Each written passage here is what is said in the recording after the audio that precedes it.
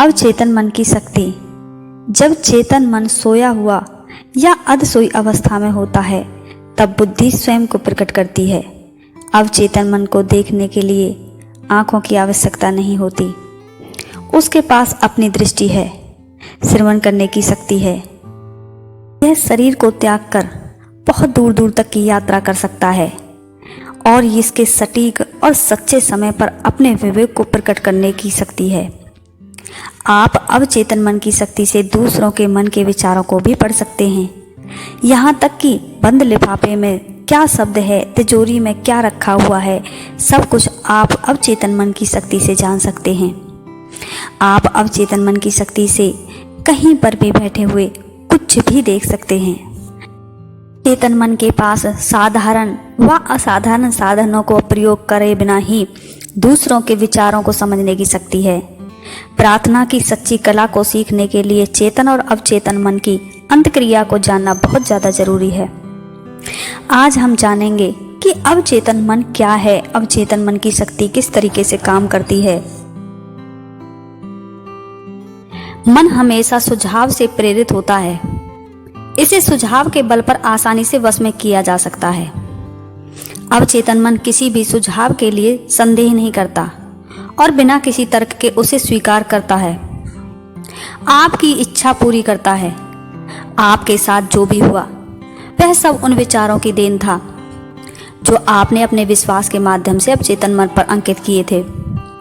आपका अवचेतन मन आपके विश्वास और दृढ़ निश्चय को स्वीकार करता है।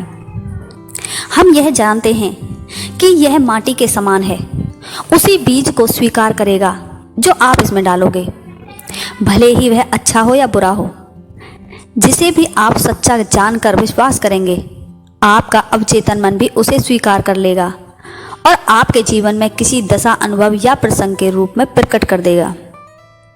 विचार ही भावनाओं के माध्यम से अवचेतन मन तक पहुंचते हैं। हम एक उदाहरण के रूप में मान लेते हैं चेतन मन को किसी जहाज के कप्तान की तरह, जो जहाज के ब्रिज पर खड़ा है। वह जहाज की दिशा तय करते हुए इंजन रूप में काम करने वाले कर्मचारियों को निर्देश देता है।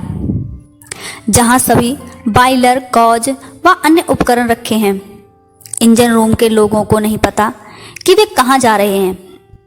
वे केवल आदेश को पूरा करते हैं। यदि कप्तान अपने कंपास और सेक्सटेंट आदि के आधार पर कोई गलत निर्णय जारी कर दे तो उन्हें चट्टानों से टकराने में देर नहीं लगेगी, क्योंकि वे सही गलत को जाने बिना केवल आदेश का पालन कर रहे हैं। इंजन रूम के कर्मचारियों के लिए कप्तान का आदेश ही सब कुछ है, क्योंकि उसके हाथ में ही जहाज के संचालक की बागडोर है। वे कप्तान से सवाल जवाब करने की बजाय उसके आदेशों का पालन करते हैं। कप्तान जहाज का मालिक है, इसीलिए वे उसके आदेशों का पालन करते हैं। उसी तरह चेतन मन भी आपके जहाज का कप्तान है। आपका शरीर और अन्य प्रसंग जहाज का प्रतिनिधित्व करते हैं। आपका अवचेतन मन आपकी ओर से मिले आदेशों को बहुत अच्छी तरीके से ग्रहण, क्योंकि वो आपने अपने मन से विश्वास को सच मान कर लिए हैं। इसीलिए आपका मन उन आदेशों को सच मानकर आपके आज्ञा का पालन करता है। एक और सरल उदाहरण मैं आपको देती हूँ।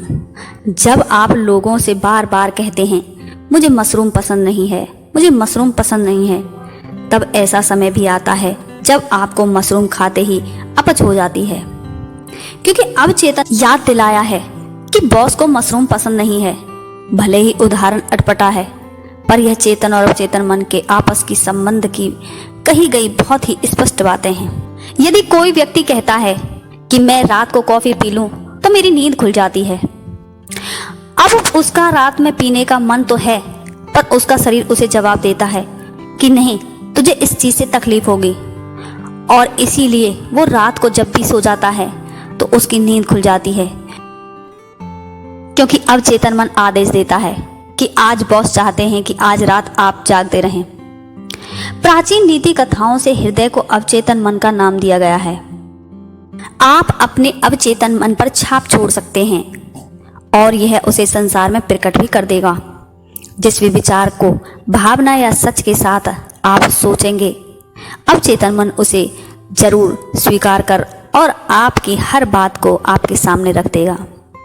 उदाहरण के लिए, अगर आप अपने लिए आरोग्य चाहते हैं तो शांत व तनाव रहित होकर श्वास भरते हुए ध्यान को स्थिर करें। अपने अवचेतन मन के भीतर बसी आरोग्य शक्ति का विचार करें। दृढ़तापूर्वक कहें कि आपके शरीर के अंग का उपचार हो रहा है। उस समय आपके मन में कोई कटुता या द्वेष भाव न हो। हर किसी को क्षमा कर दें और इस प्रक्रिया को दिन में 2 से 3 बार दोहराएं। ये मत भूल जाना कि अवचेतन मन ने ही शरीर को बनाया है, इसीलिए वह उसका उपचार भी कर सकता है। दरअसल लोग इस विधि का प्रयोग तो करते हैं, परंतु उसके थोड़ी ही देर बाद कहते हैं, ओह माय गॉड, हालत तो पहले से भी ज़्यादा बिगड़ रही है। मैं ठीक नहीं हूँ, मेरा इलाज ठीक से नहीं हो रहा है, मैं क्या करूँ, मैं चल फिर नहीं सकता। यह मानसिक सोच ही नकारात्मक रवैया पैदा कर देती है और सकारात्मक दृढ़ता को नकार देती है। अगर कोई सर्जन आपका पेट चीरकर अपेंडिक्स निकाल दे, फिर कुछ मिनट बाद वापस आकर उसे खोले और देखे कि आपको आराम आया नहीं, और फिर आधे घंटे बाद आकर ऐसा ही करे, बेशक आपके शरीर में जहर फैल जाएगा और आप जीवित भी नहीं बच पाएंगे। आप इसी तरह नकारात्मक कथनों के प्रयोग से अपने उपचार को नहीं होने देते, उसे बीच में ही रोक देते हैं।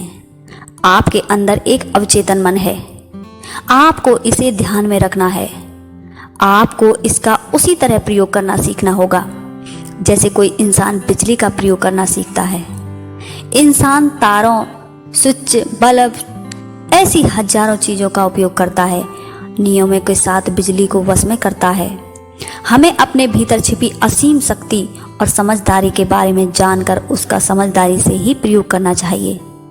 अगर हम बिजली का बिना समझदारी के प्रयोग करेंगे तो वो हमारे लिए हानिकारक नहीं होगी।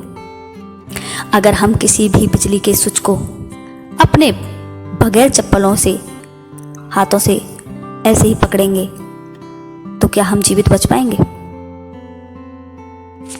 कई लोगों को अवचेतन मन के सच्चे महत्व का एहसास होने लगा है। लोग व्यवसाय में सफलता और काम में तरक्की पाने के लिए इसका प्रयोग करने लगे हैं। विज्ञान, उद्योग व कला आदि के क्षेत्र में भी इसके बल पर ही बहुत ज़्यादा ज्ञान प्राप्त किया है। शोध से पता चला है कि अवचेतन मन की शक्तियों का प्रयोग करने की योग्यता महान वैज्ञानिक और शोधकर्ता बहुत सफल हो सके हैं। आपके भीतर भी एक जबरदस्त स्रोत है और आप इसका प्रयोग कर सकते हैं। आप तनाव और कुंठा से पूरी तरह से छुटकारा पा सकते हैं। आप अपने भीतर ऊर्जा का पता लगाकर शरीर के सभी हिस्सों को जीवित कर ऊर्जावान बन सकते हैं। आज की वीडियो में सिर्फ इतना ही।